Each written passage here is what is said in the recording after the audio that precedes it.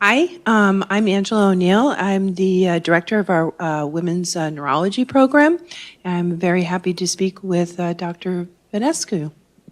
Hi, I'm Emma Voinescu. I'm an epilepsy doctor here at Brigham, and I focus my clinical and research efforts on improving the care of women with epilepsy. I want to thank Dr. O'Neill for agreeing to talk to us today, and hopefully we'll make this a little interactive, although you are there remotely, most of you. But we hope you will learn something, and we will also learn something from Brandy, who's a patient with epilepsy here with us. If you have questions throughout the presentation, this is the number to text your questions to. You could also email to that email address if you prefer that. And at the end of each case, we will select a few questions. And at the end, if we have more time, we'll try to address more. But I want to introduce Brandy McFadden. And we'll start with her epilepsy story. So Samuel was born about 3-4 weeks early. He was sent to the NICU. He wasn't breathing well. So he spent about 10 days, I think, in the NICU. And then I thought I beat the odds. I brought this baby home from the NICU, and he was breathing and he was finally eating. Little did I know that as Samuel started to grow up, he wasn't progressing. He didn't have the motor skills that he needed. I moved to Nashville, Tennessee when Samuel was 2.5. And his pediatrician really pushed for him to have more testing. And then eventually, when Samuel was 8 years old, he was diagnosed with being on the autism spectrum. Samuel, he's a gift from God. His perspective on the world is, if everyone had it, we wouldn't have the problems we have in the world. He makes you slow down and appreciate the things that God has given us.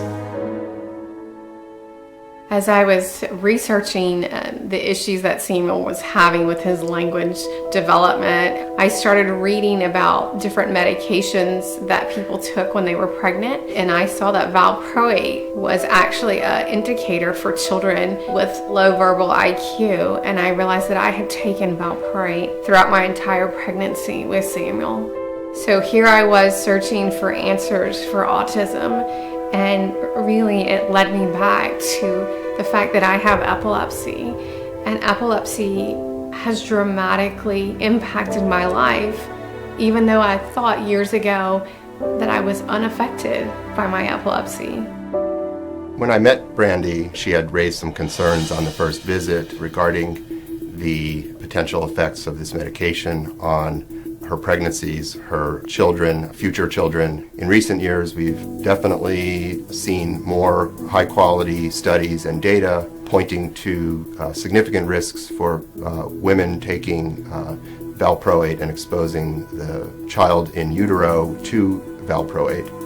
During Brandy's pregnancy in 2003, that information was not available. There have been studies that came out in 2009 suggesting an association of lower IQ points in babies who were exposed in utero to this medication.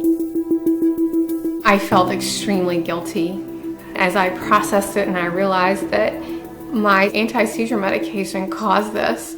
I was just racked with guilt and felt horrible that something that had made my life seizure-free and better had now made my son's life a lot worse. It's been really difficult at times to come to grips with where our story is. I've grappled daily with these emotions. I've asked why. I don't understand. How could this happen?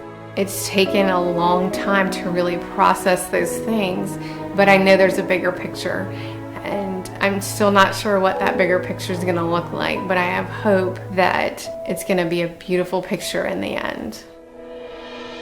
1 in 68 children will be diagnosed with autism. However, 1 in 26 people will be diagnosed with epilepsy in their lifetime.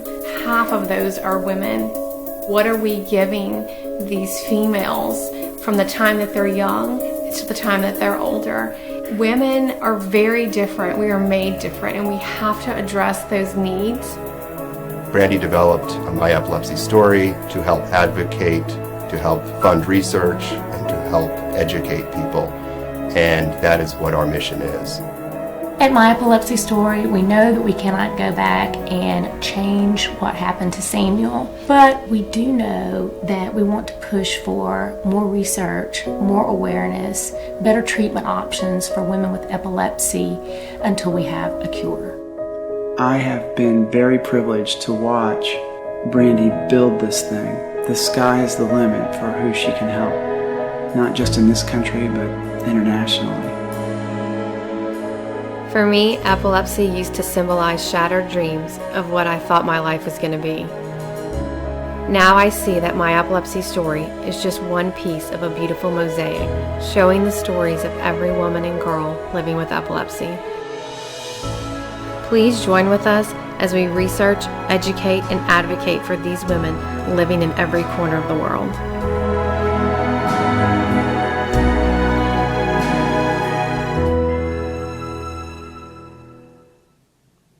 Well, I just want to say thank you for joining us. This has been a journey. We started when Samuel was younger, really searching for answers for him. And again, as you said in the video, it led us back to epilepsy. I never imagined that that would be the case. But I'm excited. There is a bigger picture. And part of that bigger picture is that we are collaborating with Brigham and Women's Hospital and two amazing doctors that focus on women's health. And it's not just about pregnancy any longer. We are focusing on the woman as a whole. So we started off of a pregnancy and we are expanding. And so we're really excited to be expanding with Brigham and Women's. And I just want to encourage you as you are reaching out and getting involved with our organization, try and find out where you can plug in. We have a lot of great things happening. We offer the Kemper J. Metter Research in Women with Epilepsy Award every year. You need to submit to the American Epilepsy Society for that award, and we will be offering it this year, and it will be in Nashville, Tennessee, in our hometown, so it's really exciting to have that come to Nashville. We also have a transportation program for women with epilepsy that cannot drive. So it's a great time to really get involved. Also, we're writing a lot of educational materials for doctors and patients. So please join us. You can go to info@myepilepsystory.org and send an email, a really quick email, just saying that you'd like to get involved further. And also, I just want to encourage you as you're listening today, I know a lot of times we focus on the doctor side of it, and the My Epilepsy Story was started for patients, but we also included the doctors now. And so I want you to remember that every time before you walk into the room and see a patient, just stop and think why you went into medicine. The doctor, those that were shown there, Dr. Gregory Matthews and Dr. Kay Solar, and actually Dr. Kemper Metter were the ones that really taught me about my epilepsy. I was in my 30s before someone actually explained to me what type of epilepsy I had, explained to me about seizure medications. So I was diagnosed when I was 15. So to go from 15 years at least before someone actually spent the time to talk to me. And I'll tell you that when you spend the time to educate your patients, you are actually going to end up educating thousands of people and making a larger impact. So Dr. Metter, Dr. Matthews, and Dr. Solar, through that, has now impacted millions of women's lives through the My Epilepsy Story organization. So thank you so much. Thank you, Brigham and Women's Hospital, for joining with us and collaborating with us on these exciting things. And Dr. Vanescu, actually, I just want to say, she just took over this year as our My Epilepsy Story chairwoman. So we're excited to have her. Thank you. Thank you, Brandy. Thank you for making the trip to be here with us today. And thank you for sharing that powerful story. That's wonderful. Thank you. We definitely put our fingerprints by treating our patients not only on their disease, but their entire family. And I think as an epilepsy doctor, I'm guilty of focusing on seizures. And today that's something we won't do. We will focus on other problems our epilepsy patients may have and the reasons behind those problems. And thank you, Dr. O'Neill, for helping me out here. We have no disclosures. And I'll let Dr. O'Neill. So our objectives this evening are to talk about some of the psychiatric issues that women with epilepsy can have, to touch briefly on psychogenic non-epileptic seizures, bone health, sudden unexplained death in epilepsy, and cardiovascular morbidity. Because it's much easier to remember the information presented when you can associate it with the patient, we thought that we will exemplify it. And many of these cases are actually patients that I'm seeing in clinic, and some of them are modified to fit the presentation. So the first case, Mrs. D, is a 39-year-old woman. She had delivered 3 months ago.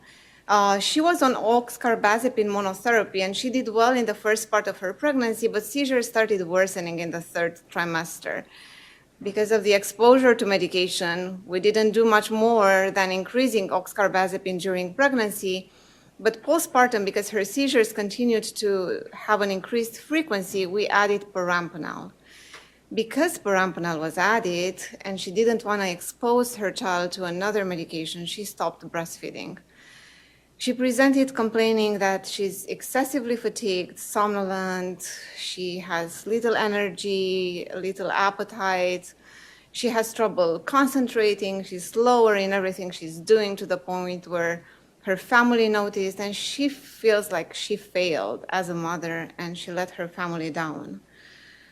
So just sort of dissecting her case, what's going on, there are many factors there at play. On one hand, there are a lot of hormonal changes that happen postpartum, and it's been shown that allopregnanolone levels, allopregnanolone is a metabolite of progesterone, is correlated with postpartum depression. There's actually an FDA-approved drug. There's also evidence that hormonal fluctuations and allopregnanolone levels may be correlated with seizure susceptibility. So that may play a role into her seizure worsening. Are we really solving the problem by giving her perampanel? Perampanel is an anti-seizure medication that may worsen mood. So is the perampanel the culprit for how she's feeling, or is it the seizure worsening? We know that periictal mood changes are frequent, and with her seizure being more frequent now, is her mood influenced by that seizure frequency?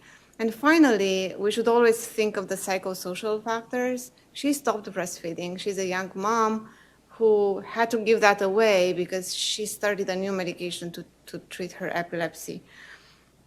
So how do we think about this? I will let Dr. O'Neill take over. All right. So depression is a very common comorbidity in our patients, particularly women with epilepsy.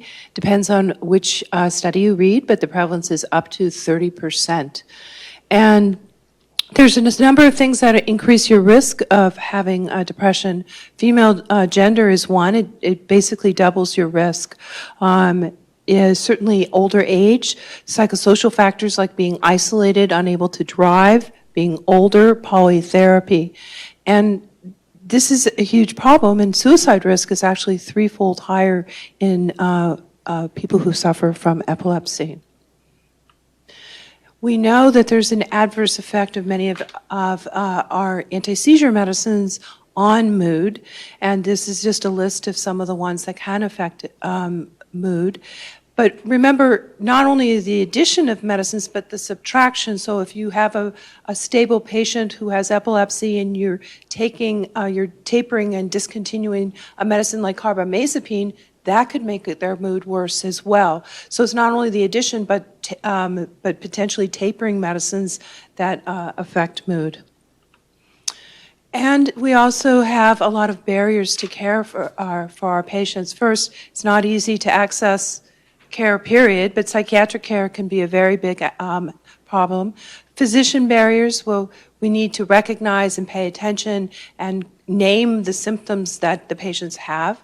The patients themselves may not be accepting of the diagnosis, and they may be reluctant to take additional medications.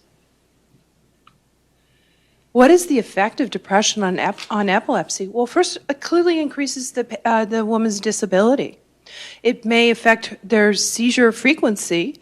And remember, if you're adding a medicine such as an antidepressant to to a woman who has epilepsy, there may be effects on metabolism of antidepressants, particularly if the patient is on an enzyme-inducing medication. And we know that depression affects medication compliance, so it's very complicated. So the idea of epilepsy and depression is probably bidirectional. We know that patients with women with epilepsy particularly have an increased risk of depression, but we also know that patients who suffer from depression have a higher risk of epilepsy, so it's bidirectional. There's a lot of psychosocial issues, as Dr. Vanescu has mentioned. These people are isolated, they are underemployed, they can't drive.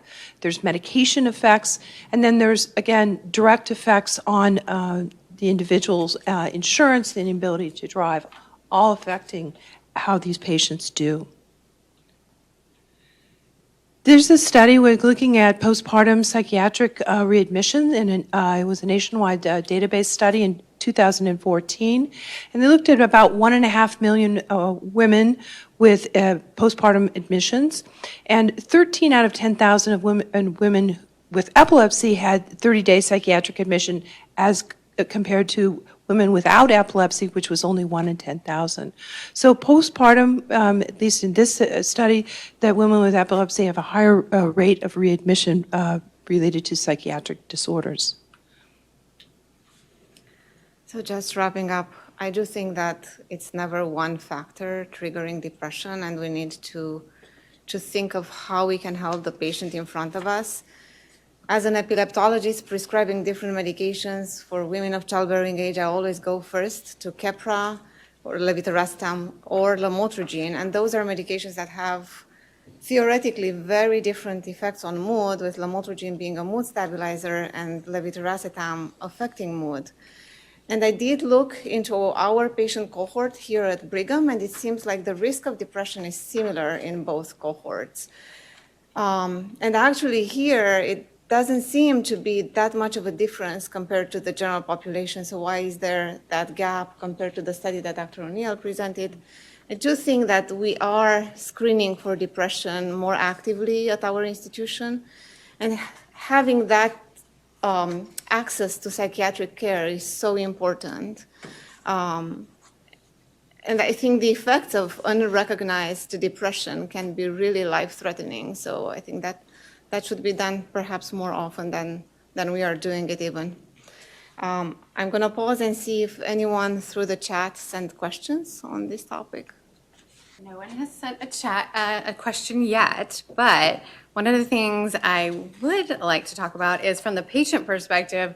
A lot of times we don't understand what the doctor's actually asking when we talk about depression. So we kind of were talking about that a little bit today. So a lot of times patients think depression looks like somebody that literally cannot leave their home, their curtains are drawn, and they're not socializing or functioning at all. And the reality is, as you both can tell, we need to explain to patients what we need, what you guys mean when you talk about depression. So make it very patient-centeredness when you're explaining to them, because a lot of times we look at the medical terminology, and a lot of times patients really don't understand it's a communication thing. And I'll give a little bit of an example for that. I participated in the Moniz study with Dr. Kimford Metter, and I participated as a patient that was not pregnant. And again, I'm going to kind of go back to the education of how are we educating our patients. And I have juvenile epilepsy. And I remember Dr. Metter saying, do you ever have any jerks? And I said, no. So he was like, okay. And so he's filling out the paperwork. And then he stopped for a minute and he said, you never have any jerks? And I said, no. And he's like, okay. And so we talked a little bit longer. And then finally my husband said, oh, yeah, your legs sometimes. I was like, oh, that's not a jerk. That's just a muscle spasm. And he was like, no, it's not. And so I think, again, when we're talking about things, it's really educating the patient. So usually when I do grand rounds, I'll tell that story and everyone starts to laugh because I'll say, you know what, you need to go back and ask your patients, are they having any muscle spasms? And they'll probably tell you yes. We just need to really explain a little bit more about that. So maybe you can talk about some ways to do that with your... Well, I would say the one of the many things we need to do is screen in all caps. And I think our epilepsy group routinely gives a screening questionnaire to all patients, which is in layman's terms. Yeah, I agree. Yeah, for depression, fortunately, there's validated screening questionnaires. For epilepsy, because of the heterogeneity of seizures, there's rarely a questionnaire that we follow. And I think, as Brandy was suggesting, sort of adapting our language and asking the question in different ways may give us a different answer. But to your point, Brandy, you can't just ask the patient if they're depressed. You might ask them about other things. How is their sleep? Have there been any changes in how they've been able to do their usual activities, and why is that? And sometimes it's not the patient, but their significant other, and the patient saying no, and the other person saying, oh yeah, oh yeah. So sometimes getting collateral is also helpful.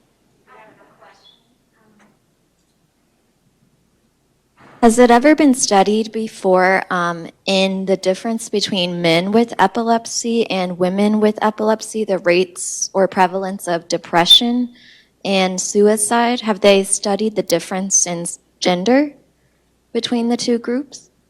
I'm not sure if there's been a comparative study, but women have higher rates of depression than men, higher rates of anxiety than men.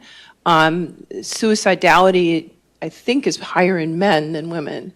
Yeah, that's what I know. I don't know the details in terms of biological stages within a woman's life versus men, but overall, I know the same information that Dr. O'Neill mentioned. Any other questions? So we'll move to the second case. Miss F is a 29-year-old girl. She was actually recently here at Brigham. She described a history of febrile seizures. She had been doing well throughout her childhood and had one seizure at age 16, which was thought to be provoked, and then again at age 24, where she actually had a burn injury on her face and arm, and that was convincing enough that led doctors to put her on medication. She presented for a second opinion because after a few years of doing well, she started doing worse recently again through the pandemic, and she described seizures that are in a way similar to the ones that she had before, convulsive with bilateral tonic-clonic movements. But now she reports being able to hear people around her, so having some preserved awareness despite her seizures otherwise being similar to her prior, where she was losing awareness, as I was mentioning. So she was asking me why her seizures are worse, why her medication stopped working. She had discussed this with her prior neurologist and with her primary care. Could this be another type of her epileptic seizures? Her primary care told her that these are panic attacks, and she was like, but I read about panic attacks and they don't sound like panic attacks. Are these what we call psychogenic non-epileptic seizures? And despite the classical teaching that the story tells you everything, is this a diagnosis that we can make on the story alone? Dr. O'Neill. So, if you look at the epidemiology of psychogenic non-epileptic seizures, PNES, the incidence of patients who are admitted to our inpatient epilepsy monitoring unit is up to 20 to 40%. It's a female predominant condition, 3 to 1. And these patients have significant disability, lower rates of employment, and a number of psychiatric comorbidities. This is a table from Dr. Dresky and Dr. Baslet's book, but if you look at across the board, red is women. More women have depression than men. More women have anxiety. They're more likely to have somatization disorders, more likely to have had a history of sexual abuse or PTSD. Head trauma is more common in men, but when you look at, and all of those things, depression, anxiety, somatization, sexual abuse, PTSD, all risk factors for PNES. So it's not surprising that we see that PNES is much more common in women. Again, this is from Dr. Baslett, who's a neuropsychiatrist here, who is very interested in PNES. And basically, this is his schemata of what happens with an individual who develops PNES. But they have predisposing factors, and these can be adverse early life events, abuse, neglect. They may have vulnerability traits, anxiety, depression, and then there may or may not be a precipitating event. It's very common, for example, when I see patients who have FND, functional neurologic disorders, of which PNES is a specific type, they may have a minor head trauma or a medical illness or depression that then precipitates them developing PNES. And then, of course, there's precipitating, what we call perpetuating factors, and those may be, there's often psychosocial. They're trying to get on disability from work. They're stressed, they're isolated, and there can be certainly family associated perpetuating factors. So the point of this slide is really it's complicated. The incidence, it's not uncommon. 5 to 100,000 patients in a general population have PNES. They're high utilizers of the medical system, and they have high healthcare costs. The costs are as high as those patients who have refractory epilepsy. So it's expensive, they're disabled, and it's common. The gold standard of diagnosis, of course, is capturing the episode, the spell, the PNES spell, on video EEG and proving that it's not epileptic. There's a number of things that we can do to improve these patients' lives. And the first thing we need to do is give them a diagnosis and not tell them, well, good news, you don't have epilepsy. You need to tell them what they have and how you made that diagnosis. So you need to label it, okay? You need to tell them how you made that diagnosis, just like in anything else, right? So to say you don't have epilepsy, you have psychogenic non-epileptic seizures is not helpful. I think you need to explain some in a way that is understandable why they have that. This is your brain's way of coping with all these accumulations of stressors, that there's effective treatments and expectations. It's not going to get better tomorrow, right? It's going to take a lot of work, but it can be treated and it can improve. Explanation can affect outcomes. It's not uncommon for us to see a patient present the diagnosis and they get better. They don't always sustain that good response, but it definitely can affect outcomes. We did a small little pilot project looking at our F&D patients, and after giving them the diagnosis, their utilization of the ED went way down. Healthcare recurrent testing with a medication, recurrent testing with imaging and labs went way down, so you can save money as well. And how the patient takes the well, obviously how you present the diagnosis is really important, and how they understand and react to the diagnosis is also important. So those patients who have anger or confusion are related to often related to a poor outcome. So I saw a patient this week who has mixed F&D symptoms, including PNES, and I have been following this patient for decades, and she's had this explanation before, but yet she's now having more PNES. And when I gave her the explanation again, she still didn't quite understand. Why don't you increase my medicines? I'm like, no, that's not the treatment. So good outcomes, relief at the diagnosis, and understanding of the diagnosis. So how do you engage? So it's our job is to make the diagnosis, tell the patient about it, and then we have to engage them in treatment. It's not a one and done thing, okay? So as a neurologist, I feel that it's our responsibility to get patients engaged in treatment. And to do that, you have to understand their background, understand what's happened to them in the past experiences with the medical field, which can often be very traumatic. I don't start with a psychological explanation because I don't think it makes sense to many patients to start like, oh, you're distressed. That doesn't fly.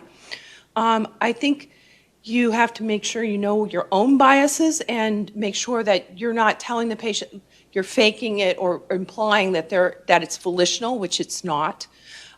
This takes a lot of time, so you have to have time in your clinic when you're seeing these patients. You have to be confident. So if you think, I don't know, it's not going to work well. Bring the diagnosis up early when you're seeing the patient, even before you have good evidence. So you say, look, there's a number of things that I'm thinking about, but this is one of them. Precipitating factors, patients will often focus that minor concussion caused this. I'm having seizures now because of that concussion. I don't get into that argument. What I use is an analogy with migraine. I'll say, you can have, head trauma that can trigger migraine, but it didn't cause it. Or you can have stress that triggers migraine, but obviously you had the underlying condition to begin with. So I sort of try to explain that there can be precipitating factors, but it isn't causal. So, because patients will correlate that precipitating as the cause, because you have to get them to understand why you want to do the next thing, which is how you want to treat them. How you made that diagnosis is really important. In PNS, again, the gold standard is video EEG. If it's functional motor, it's on the basis of your neurologic exam. And I just show the patients how I made the findings. I show them, this is a Hoover's, this is how the nervous system works, and I show it to them, and it makes sense to them. Or when they have a gait disorder, I distract them, their gait gets better, and I said, did you notice that? Oh yeah, I did. And then explain how that proves to me as a neurologist that the hardware is working. Be prepared to repeat this over and over again. Didn't we go through this? Yes, we did, but we have to go through it again. And include significant others in the explanation. That's really helpful as well. There's a lot of barriers for these people. There's patient-related barriers, and part of that is they may not accept the diagnosis. They have avoidance tendencies to begin with.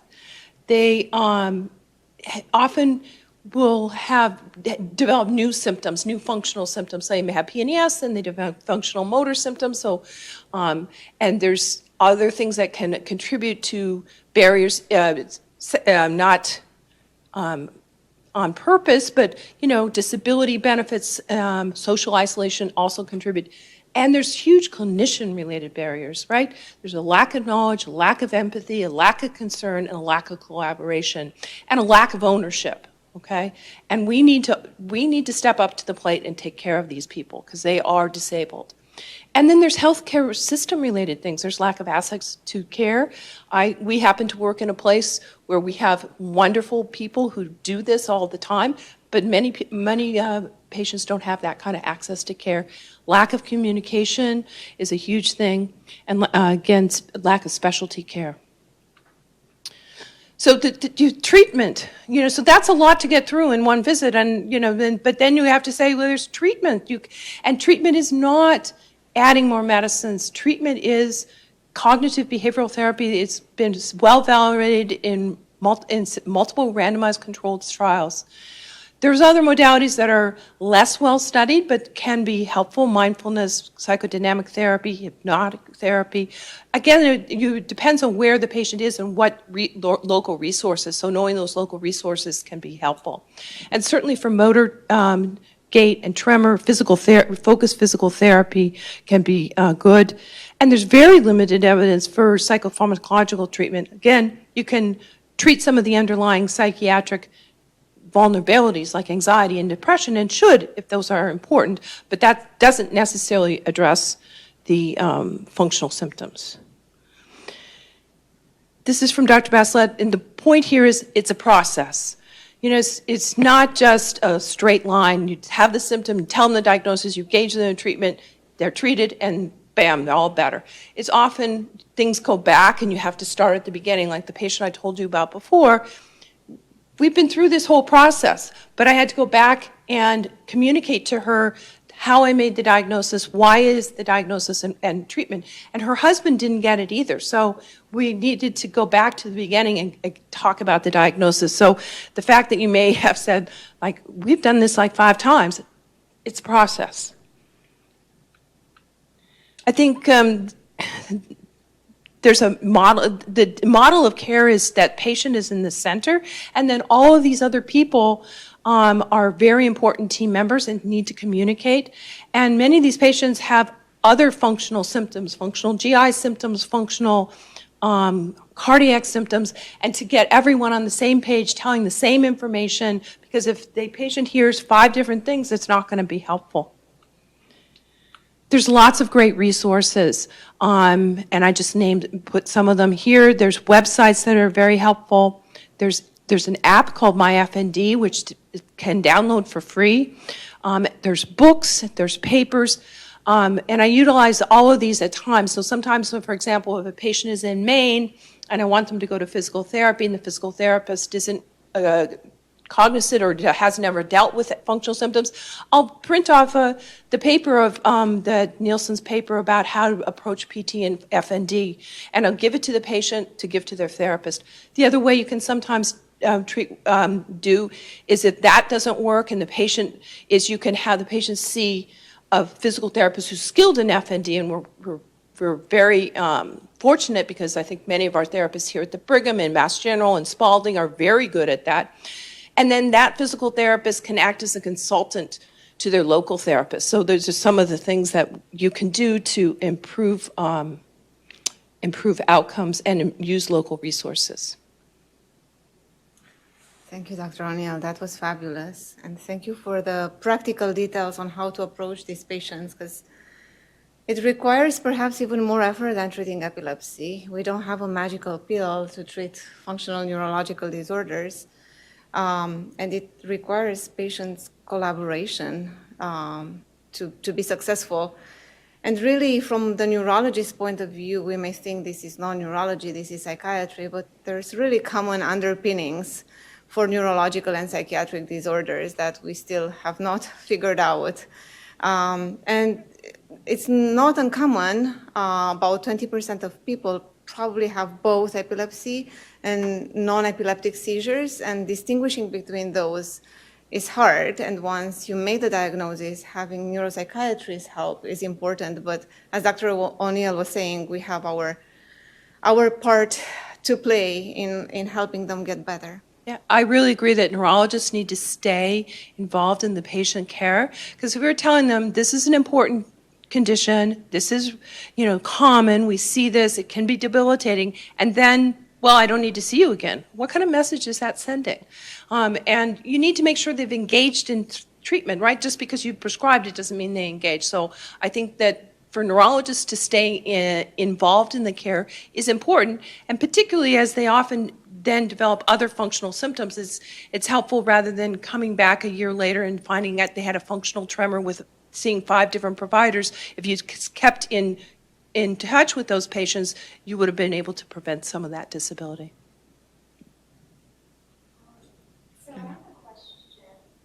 What is the most ideal time frame, in your opinion, with which to follow up these FND and PNES patients?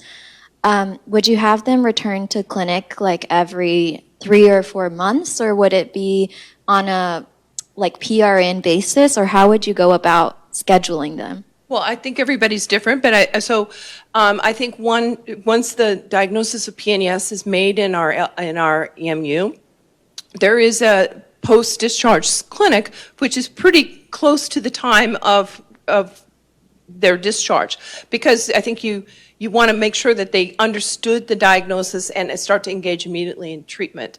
So that clinic is run by Dr. Vaslet and Dr. Duretsky see them typically, and then to try to get them engaged in treatment. I have an FND clinic, and my patients, I think it depends on the patient, but if they're understanding the diagnosis and they start to, they're going to engage in therapy, I generally see them back in 3 months to see if they're better, and to see, because just because you've done the right thing doesn't mean that they're going to get better. And so many times they come back and they have other things, or if they're better, that's terrific. And then if they're doing better and they're on a path, then I will decrease the time I see them, just like with anything else. Many times, there's so much things to get through, just like a woman who has new diagnosis of epilepsy, it's a lot to get through. So I think it's helpful to see them back, go over the explanation, ask them to explain it to you. One of the things that is also really helpful is they often have ideas of what they think is wrong, right? So they'll say, well, what do you think is wrong? Well, I'm concerned I have ALS, and that's really helpful for you to know, right? Because then you can address why you know that isn't ALS, or multiple sclerosis is one common. I know I have MS because I looked up, and every one of these things is, so, and you can, and that's a really important thing to address to decrease some of their anxiety about what's going on. So I think it's individual, but I do think at a couple months after you've given the diagnosis to make sure they're engaged in treatment, make sure things are going the right way. And if they're not, try to figure out what are those factors, are those perpetuating factors? Is it that they still don't understand the diagnosis or not accepting the diagnosis? And, and you'll know that pretty quickly because there's many times they'll be seeking other opinions. And that's fine, because if they're not ready to accept the diagnosis, you're probably not going to get them engaged in treatment. A question. One of the things that we're focusing on is rural health. And so what about doctors that are in a rural health setting and we don't have access to psychiatry in a lot of different areas? So what do you recommend for neurologists that are seeing patients, and they're usually typically going into a rural hospital and maybe not seeing, they're not in clinic every day. So they maybe go there once or twice a month.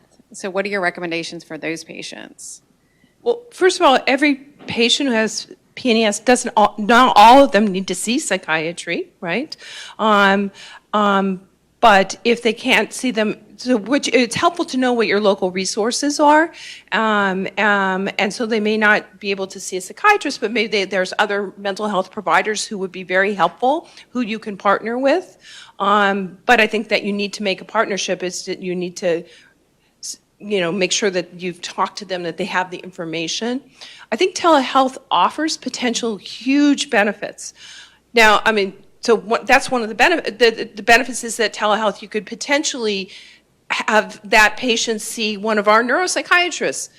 The barriers, of course, are licensure and other things. But I'm hoping as things go on that this becomes clear that this is one of the wonderful things about the pandemic is that it's shown how robust telehealth can be. And the other thing, how you could do telehealth you could have multiple providers zoom in on the meeting, right? If you have, for example, we have a weekly F&D meeting, and potentially, again, it's timing and it's hard, but you could have that person's primary care doctor or their physical therapist come to the meeting via telehealth. So I think there's some hope that we can really move the needle here. We need the licensure issue and the fact, how you can't, in the height of the pandemic, of course, we could do virtual health in Maine, but now you have to have licenses in all those states, and that's a big barrier. But potentially we have a way to move this along. So if a patient came to see you, at Brigham and Women's, let's just say, and they lived in Tennessee, they came to see you, then you could also follow up with connecting them with a local provider, and then they could come back and follow up with you here to kind of bridge that gap, correct? That's right, and unfortunately, they'd have to physically come back at this point, but, one could hope that we could move the needle such that they could stay in place like Tennessee that has no good providers. I'm joking. But do it virtually, because that's I think where we should be going. And definitely there's virtual educational materials there, like the lecture today. I just also want to say that last week in clinic, I diagnosed a patient with functional weakness. So, she had a positive Hoover sign. She, similar to what Dr. O'Neill was saying, associated a fall that she had onto that leg as the cause of the weakness. But what we ended up doing was that we provided the patient's family member, like her daughter, with our phone number so that her physical therapist could reach out to us so that we could speak one-on-one with her physical therapist. And so they did give me a call, and I explained the diagnosis of FND and functional weakness. And then we went over what her PT plan would be in the future. Right. So, now with open notes, the patient has access to their note, and there's no reason you can't send that note directly to the physical therapist as well. I mean, I think we are often remiss on including or excluding other providers that are important to the patient's care team. The other thing is I should say we have an F&D website now on our Brigham website, which has all these resources. So you can just say, you put in Brigham functional neurology, it comes to a website. And the thing about the website is it has lots of the resources for patients. They're both patients and provider resources. Definitely multidisciplinary meetings here at Brigham have been helpful. This requires a team, really. Okay, I'll move to the next case. This is Miss O, a 70-year-old woman with epilepsy since adolescence. And she became well controlled on phenobarbital, the first medication she was put on. And she stayed on it, but in her 40s, she was diagnosed with osteopenia. And given that she was 3 decades seizure-free, phenobarbital was slowly tapered. And upon discontinuation, she had a breakthrough generalized tonic-clonic seizure. Then she continued to be seizure-free for nearly 3 more decades, but she developed osteoporosis now. So the question comes again, what should we do? And what's triggering that? And as you know, there's a little graph there just to remind everyone that in our 40s, 50s, everyone is losing some bone density, but that happens much slower in men and maybe more accentuated by perimenopause, menopause in women. And phenobarbital is definitely one of those medications that can intensify the process and is likely making her osteoporosis worse. So should we try to discontinue it again? She's been seizure-free now for so long. Should we switch to another medication that doesn't have as harmful effects on bones? Or should we just call it a day, say this is the medication that kept her seizure-free her entire life? A lot of these patients on phenobarbital, as some of you know, are very adamant that they don't want to switch to anything else and they would rather take fractures than seizures. Obviously, none is desirable, so should we just involve an endocrinologist? I'll let Dr. O'Neill tell us her thoughts. Well, okay, so osteoporosis risk factors, of course, older age, being a woman, the greater severity of epilepsy, because this is going to increase your fall risk, right? And the duration of the anti-seizure medications and which anti-seizure medications. Interesting, though, when they looked at women with fractures, women with epilepsy are more likely to have hip fractures than upper extremity fractures, thinking that they may, because they fall, then aren't able to get their hand out there first. And the other thing I should just remember, I mean, we all as neurologists know, but these women are all on anti-seizure medicines, which can cause imbalance. So they have a higher fall risk because of their medicines and because of their epilepsy. So the anti-seizure medicines have an effect on bone health, and particularly the inducers of the cytochrome P450 system, like phenytoin, phenobarbital, primidone, carbamazepine, they increase catabolism of vitamin D. There's less vitamin D, calcium doesn't get absorbed through the gut, and therefore parathyroid hormone goes up, and you take calcium out of the bone. So you get weak bones, and then you add that on to somebody who has maybe have imbalance because of their anti-seizure medicine or has generalized epilepsy, which is not perfectly controlled, and you can see you're into a problem. There are some other studies that show that valproate, that other even the non-inducers may affect bone health as well, particularly valproate. Prevention, lifestyle, yes, walking, exercise, vitamin D and calcium, and then when to move to pharmacologic therapy. I mean, obviously, if you have frank osteoporosis and fractures of it, they should be seeing in my opinion, an endocrinologist. Maybe Dr. Vanescu is good at treating these people, but I'm not, so I'll send them to the expert. I do try to remind myself to check the bone density of the patients on enzyme-inducing medications yearly.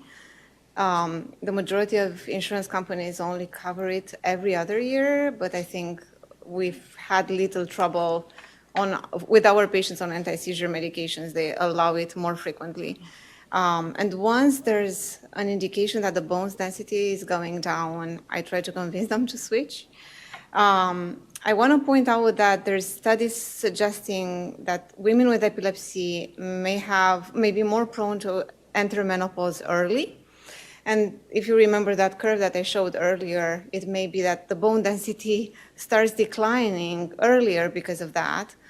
But also perimenopause is a time when there's a higher risk for seizure. So if you want to push that and give them hormonal replacement therapy, which may be beneficial for their bones and their cardiovascular risk, you have to do that mindful that may worsen their seizures.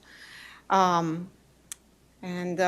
just put a graph there showing how hormones fluctuate erratically at perimenopause. So going back to the case that I was presenting you earlier, maybe that woman that had seizure freedom throughout her life and had a seizure in her 40s was perimenopausal. And we rarely in medicine have a perfect control of someone who has an identical story, not on medication to know or on medication to know for sure what triggered what.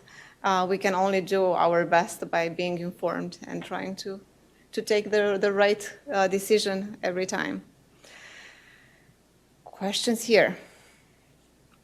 I think you answered one of my questions. It was about how often to check for bone health.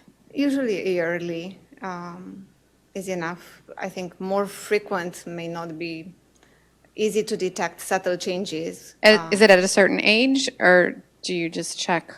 Do you have a blanket that you check it for everyone? So I would say it's a good question, and it depends. It depends on the medication. As Dr. O'Neill was saying, some of them are associated with a higher risk of osteoporosis. It also depends on the length of treatment with a certain medication. So if someone has been, as this woman has since adolescence, I would definitely start it early because those effects on the bone density have been ongoing for a while. If someone is starting later, definitely being mindful when they reach their perimenopause, which is really a decade, and thinking that I think the average age, and Dr. Dutton can correct me, she's here in the audience, is about 55. And people with epilepsy have their menopause perhaps a little earlier, and it's a decade leading into it when there are all these hormonal changes and possibly bone density starts decreasing. I would say that definitely in their 40s, I would start checking. I would have said 40s, but Dr. Dutton, what would you say? 50 and 51. Okay. Yeah, and obviously we want to detect women with osteopenia, not osteoporosis, so the sooner the better. For sure. The next case, Miss S, is a 30-year-old woman with idiopathic generalized epilepsy and breakthrough seizures every few years. So in general, she's pretty well controlled, but once in a while, she has these unpredictable breakthrough seizures. Yet recently, on her current dose of lamotrigine, she's been seizure-free for 2 years and is now planning for a pregnancy in the near future. She comes for a consultation, and she's worried because she read that pregnant women on lamotrigine are at a higher risk of seizures and of dying during pregnancy. Is that correct? What should I tell her? Should I tell her not to worry because women with generalized epilepsy have a lower risk of seizure worsening during pregnancy than those with focal epilepsy? This is correct. This was actually shown by many studies, and including a study that I did here on the cohort of pregnant patients we are following here at Brigham. Her risk for seizures during pregnancy is very low, given that the best predictor is the seizure frequency the year prior to pregnancy. This was again shown repeatedly. The MONIT studies show that recently again.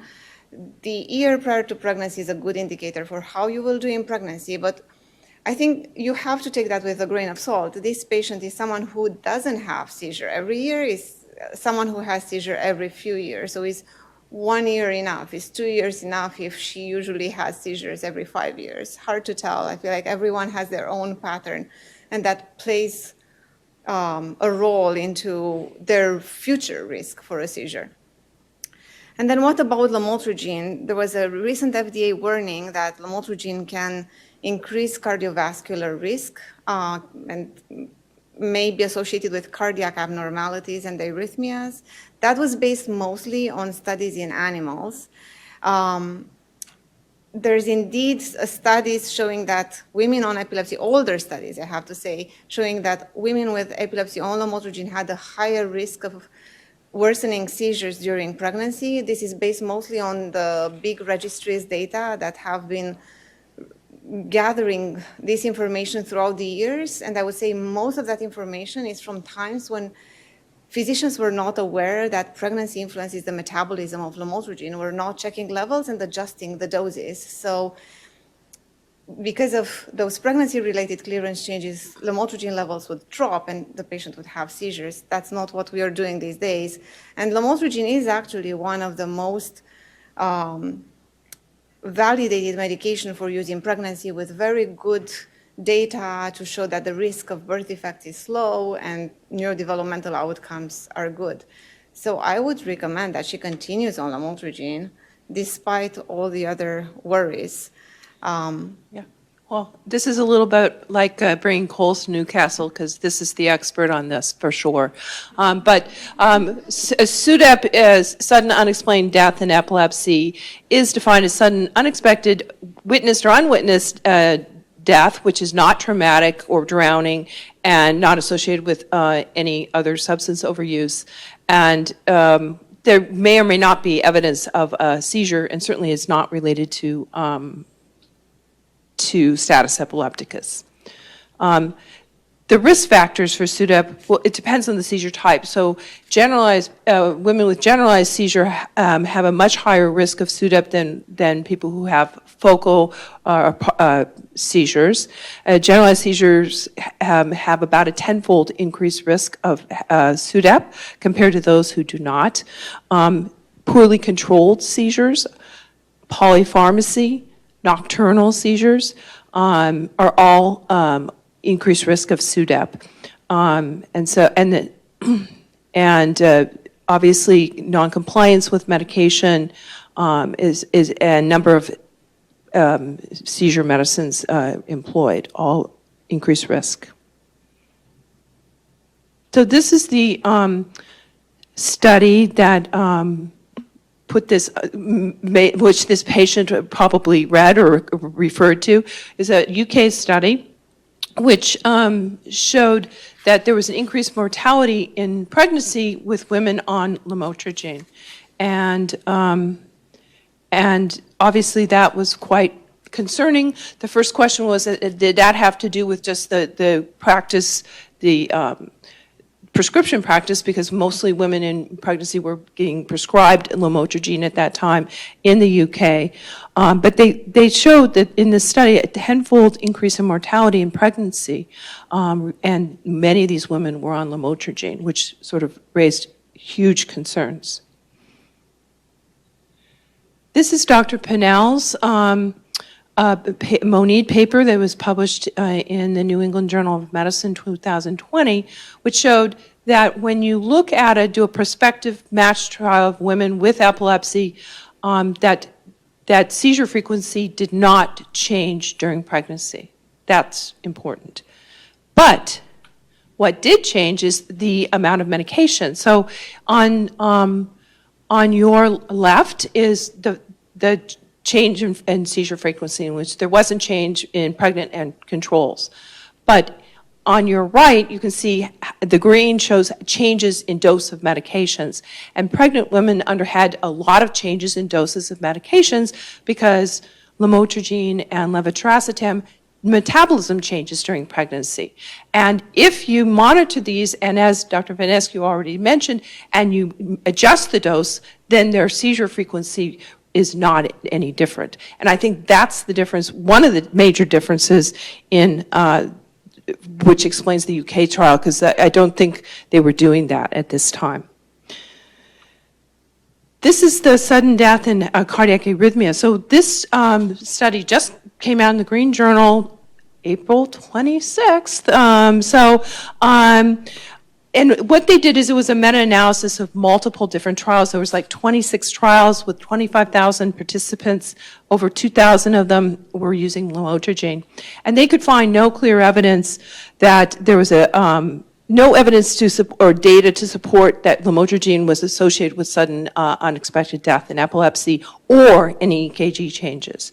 And they also felt that there's a lot of bias in many of these studies, the way the patients were entered, and also that they were not high precision or studies. So why can this happen? Well, epilepsy can change catecholamine surges. There can be hypoxia. There can be, you can have increased cardiac ischemia, all causing SUDEP. I think the take-home message is that our medications can have their side effects, but I do think that uncontrolled seizures have definitely higher risks. And Dr. Lemley here in the audience, my partner in crime with Brigham, and I feel like our job is to convince patients to stay on medication because the risk of SUDEP is definitely increased by uncontrolled seizures, by generalized tonic-clonic seizures. And in this particular case that I presented earlier, I think it's not lamotrigine that's posing the highest risk, but it's really untreated epilepsy and the risk of having a breakthrough generalized tonic-clonic seizure.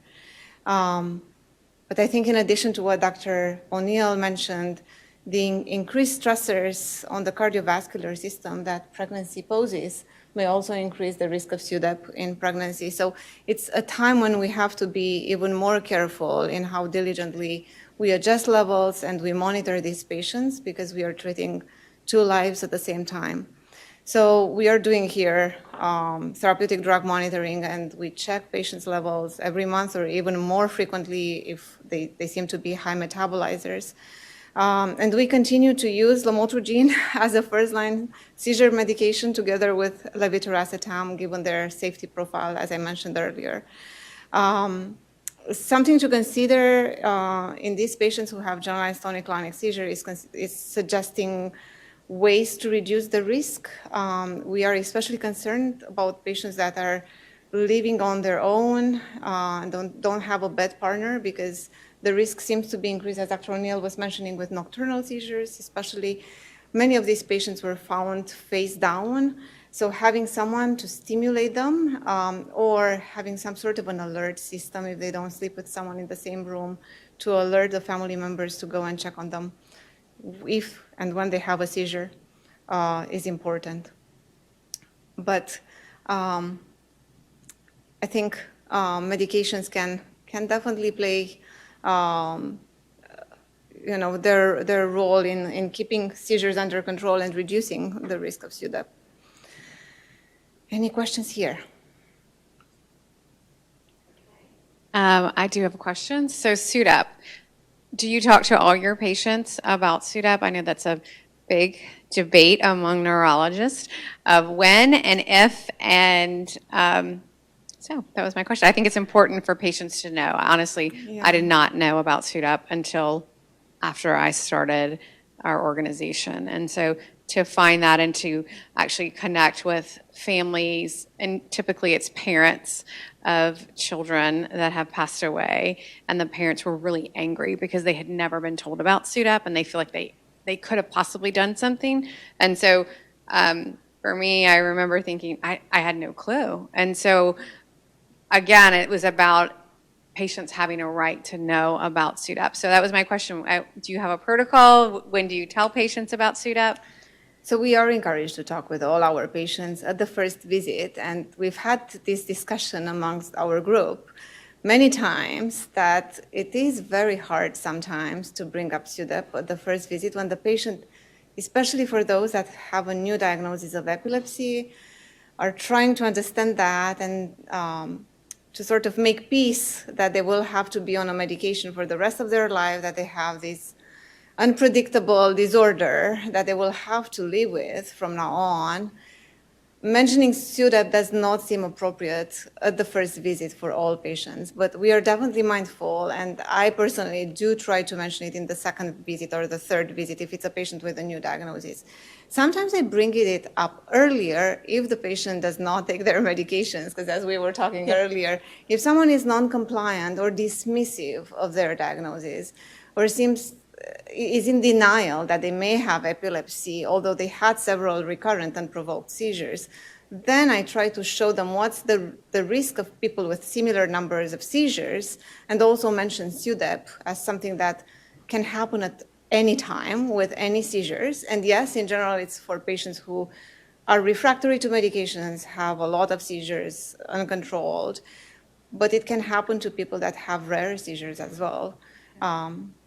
No, I would say in general, a patient with epilepsy, you're going to follow them longitudinally. And so particularly a woman with epilepsy, new epilepsy, a young woman, there is a lot to get through in that first visit. And to bring SUDEP up then, it just seems like would be overwhelming. I don't know how you'd have enough minutes in the day to do it all. But you're going to be seeing that patient back, and I think that,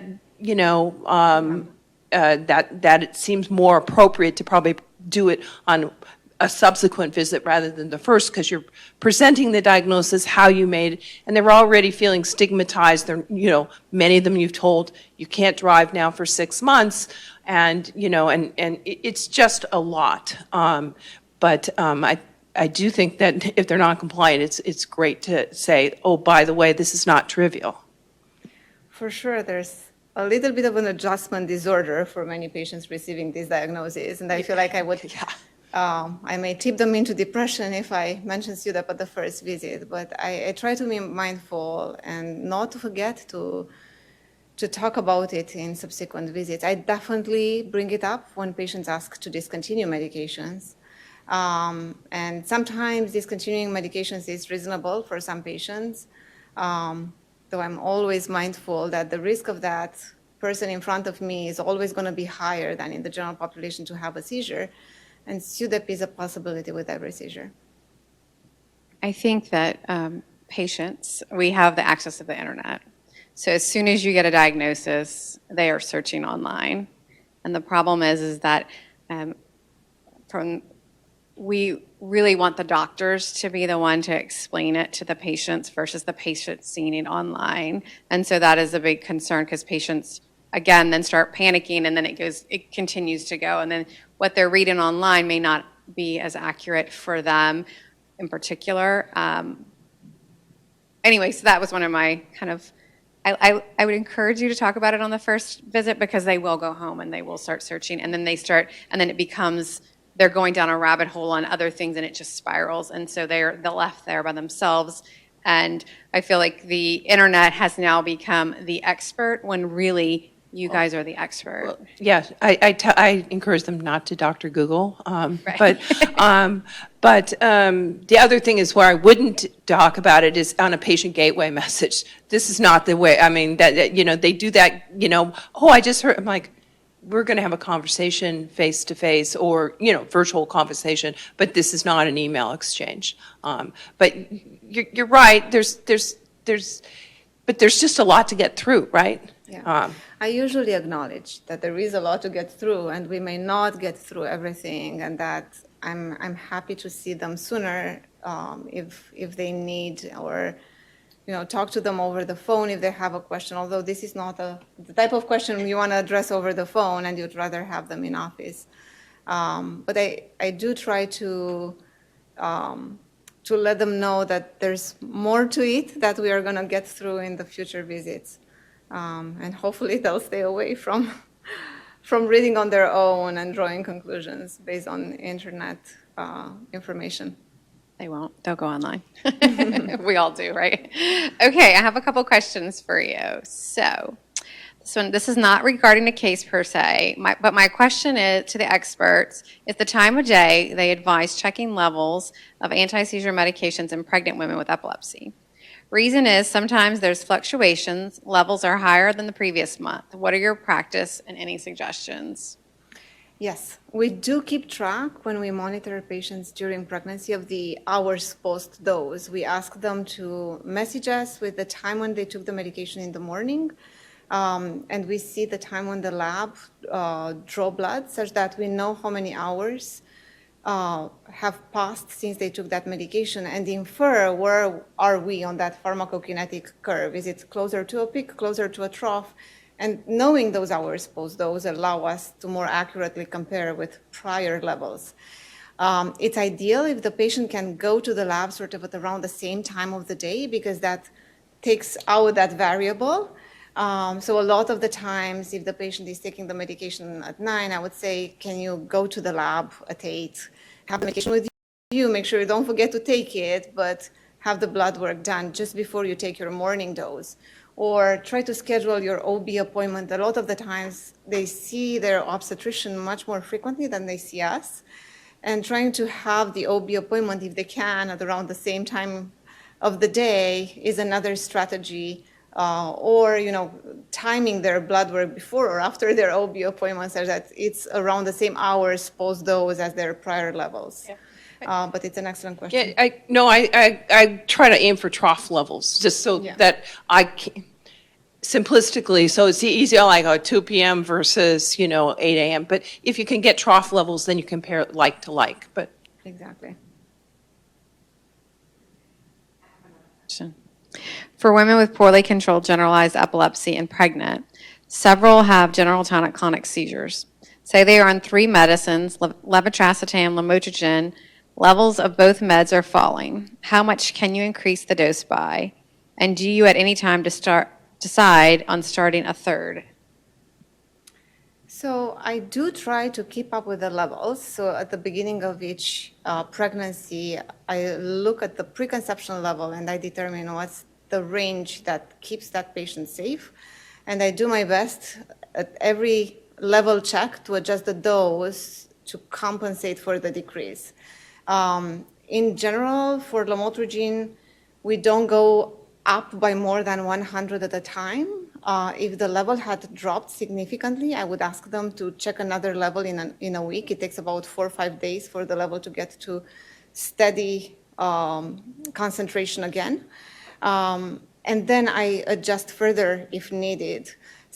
There is a high variability in metabolizing lamotrigine especially, and some women may require more frequent blood work and may end up being on a lot of lamotrigine at the end of pregnancy. I'm not scared of that because what the brain and the baby is seeing is really the concentration in the blood, is not the dose of the medication. I know a lot of providers are scared to ramp up on lamotrigine given the known risk for Stevens-Johnson.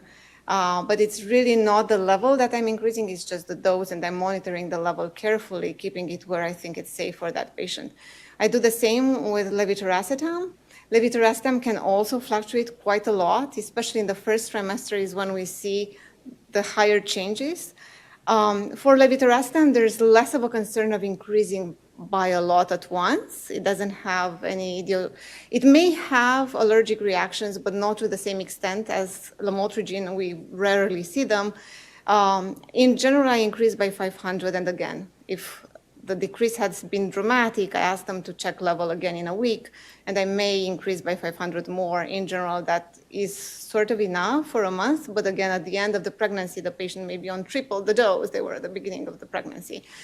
The trouble comes postpartum when you have to decrease those doses and compensate for the return to baseline that happens over the course of a few weeks. So gradually in pregnancy, it increases over the course of 9 months, but then over the course of a few weeks, postpartum, it decreases. So on the other end, we need to plan for what to do after delivery and make sure we catch the woman before she delivers and make a plan with her and she's informed and knows what to do.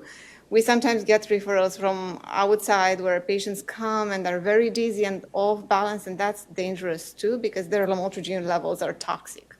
Right. You don't want to fall and drop your baby because of your toxicity.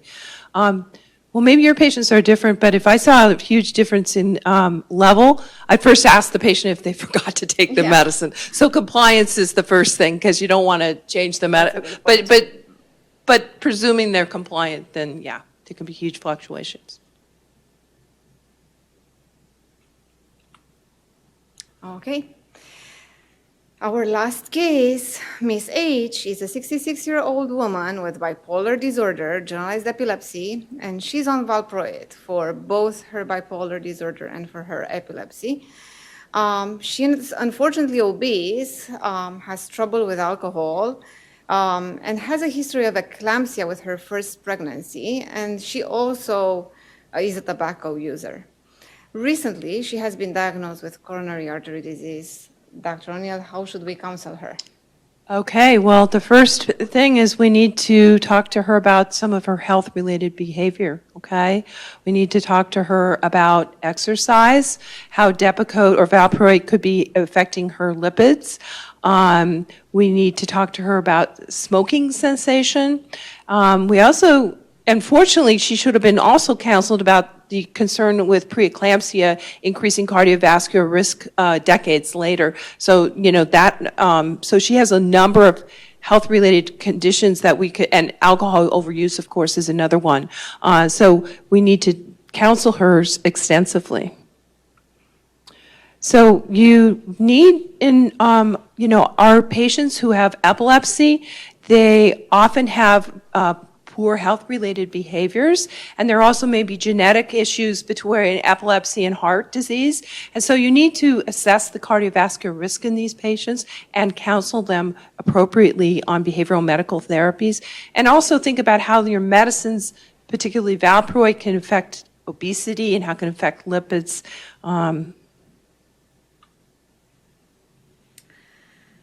So to add to that, it is known that preeclampsia and eclampsia increase the risk of future cardiovascular complications, and she should have been informed.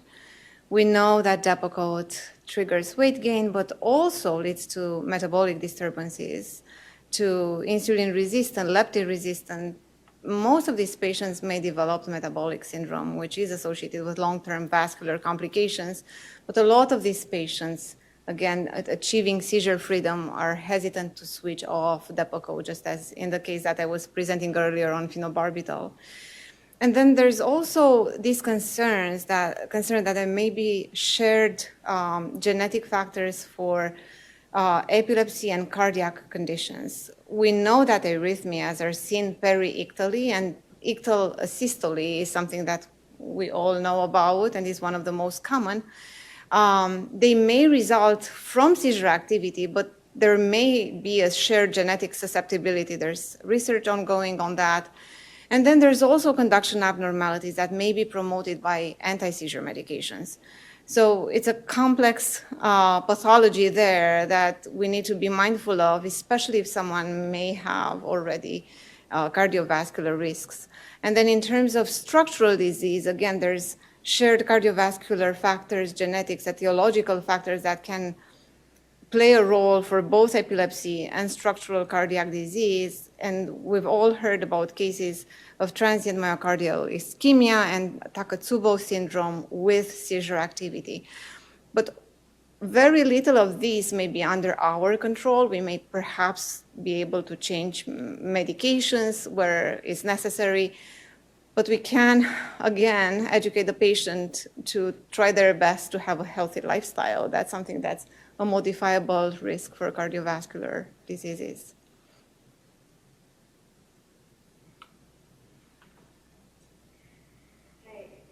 Questions about any of these cases, make sure you text 615-521-1642, or you can email us at info@myepilepsystory.org. And I'll just give it a few minutes, but I will ask something. So patients, typically their neurologist a lot of times becomes their primary care doctor. and which is a problem because you are overworked. There's not enough neurologists, And we're not primary care doctors. and you're not primary care doctors. But the reality is that's who the patient ends up going to for everything, whether it's a phone call, email, could be a cold, could be, I mean, that's so. One of my questions is how do you encourage your patients to get a primary care doctor and also look at things collaboratively? I know that you both are really big into collaborating with other specialties, but that's not always the case. So how do you make sure that your patient, pretty much taking the workload off of yourself and making sure? I tell the patient it's absolutely important that you have a primary care doctor because I'm a neurologist and I'm not going to manage your lipids. I'm not going to manage your hypertension. Not only do you don't want me to be managing it, and I'm not going to manage your bone disorders either. So I can tell you that you have these risks, but you need somebody skilled in taking care of those disorders, and collaborate. I mean, we share an EHR, so that makes it easy for most of us, but many times the primary care doctors are not in our system, so that to make sure that you at least send your notes to the primary care doctor so people are understanding what you're thinking and why. So I sort of say, this is really important, The obstetricians have the same thing. They end up taking care of women, throughout their lifespan, but they're better at it than neurologists, so. I agree. I try to send my notes to all providers implicated in the patient's care. I do feel that primary care doctors are also very thinly stretched, and it takes a while for them to get back to me. So a lot of the time I find myself doing the work that I think may be necessary in the near future because I may question if the anemia that the patient has is triggered by a medication I started, and I may do the anemia workup myself if the primary care doctor does not respond. I'm fortunate to have excellent OBGYN collaborators, and Dr. Dutton is here in the audience, where I send my patients for many menopause-related questions. Some of them may be perhaps treated by the primary care doctor, but Dr. Dutton always helps me out. I do try to be mindful that a lot of other providers are involved in my patient's care, and it's not infrequent that I make a recommendation that's reversed by another provider. And Dr. Lemley is nodding. We have this very frequently with breastfeeding on our anti-seizure medications, for example, where women are advised by us that they can breastfeed, but then if they deliver at another hospital, the most recent research information showing that the exposure through breastfeeding is in general lower than in pregnancy, and there's neurodevelopmental benefits for those children similar to the general population, is still not out there, and they may not breastfeed. Yeah. But putting that in your note and making sure that the primary care doctor and their again, I'm sort of blessed where I work. Our obstetricians know this, but if you can put that in your note and document, by this study or whatever, and just put it in there, I think it's helpful. I think as the medical record systems are going to talk to each other more and more, the care is going to get better because a lot of the time some of the community hospitals are just not plugged into the same medical records, and unless the patient has a printed letter with them, which we are doing frequently, those providers may not know our recommendations. And I think working on a post-pregnancy, like the plan postpartum, right? To how, yes, you're going to breastfeed, but yes, you're going to get some sleep too. You're going to decrease your medicines in this way. And having that sort of delivery plan set up, particularly for people who are going to deliver in not here, because it's easier to do it if it's here, but to have that delivery plan and then maybe have an appointment close to shortly after they delivered. And again, this is where virtual visits can be so helpful. I have an OB clinic, and my patients love, they love it that they can do it virtually rather than come in, because that's such a hardship for them and their baby, and other kids too. Yeah.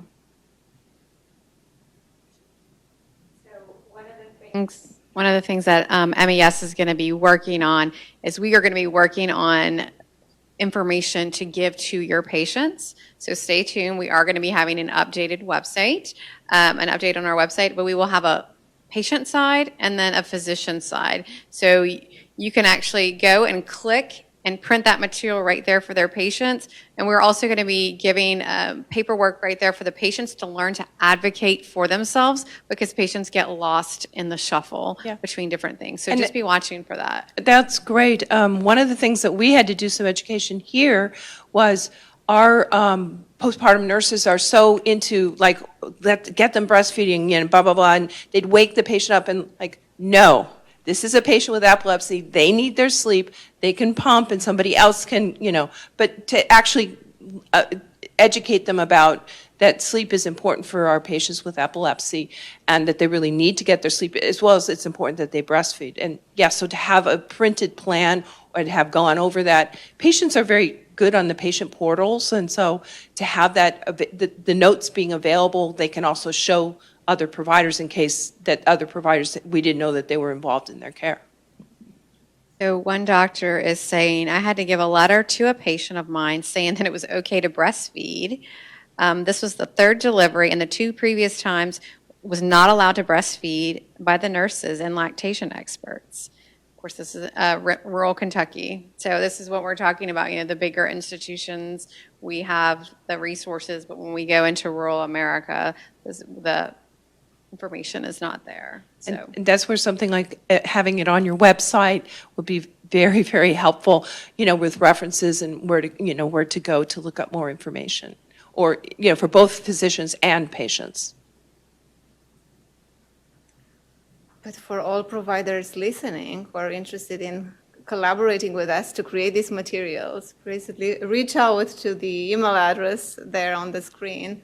We are in the process of creating these educational materials, and make sure that the same as we have an up-to-date, like a validated source of information that we can quickly look up something, patients have a validated library of educational materials on different topics. Yes, and so when you have a patient, a woman with epilepsy, or a teenage girl with epilepsy, a young girl, we need to make sure that we are telling them about MES. It also takes some things off of your plate, because you are very limited in your time, but we can explain to them a lot of different things. It's a lot of information to get, especially when they've just been diagnosed or if they've had epilepsy for a long time. So we are a resource, and continue to look out for the different things that we have coming. Thank you, Dr. O'Neill. Thank you, Dr. Vasquez. Thank you, everybody. Thank you, Brandy, for all your work. It's really powerful work and much needed.